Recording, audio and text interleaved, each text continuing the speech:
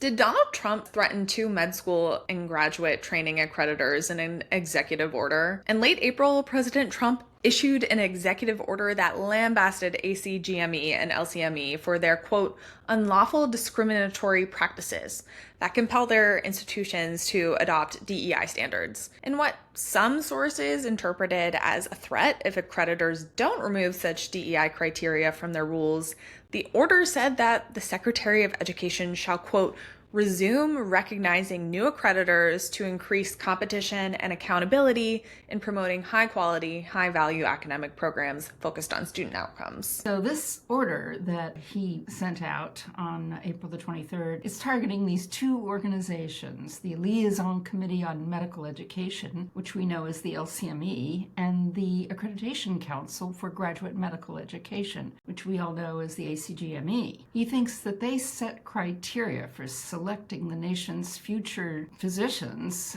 on the basis of DEI, not on their academic merit or test scores. And this is a big deal because the LCME approves the curriculum for 144 U.S. medical schools, and the ACGME sets the requirements for medical and osteopathic physician residency and fellowship programs. And his order, kind of made some strong accusations. It said these accreditation groups compel these schools and hospitals to use unlawful discriminatory practices. This threat that was in Trump's order, he said he was going to have the Attorney General and the Secretary of Education investigate and take appropriate action to terminate, close quote, any unlawful DEI requirements and possibly suspend or terminate their status as accrediting agencies. Federal recognition will not be provided to accreditors engaging in unlawful discrimination in violation of federal law. Who would set the standards for educating doctors if the ACGME and the LCME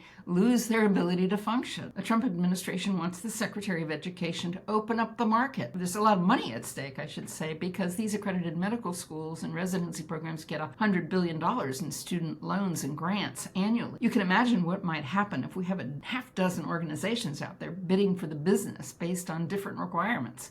One of my sources in the story, that's Dr. Brian Carmody, he predicted chaos.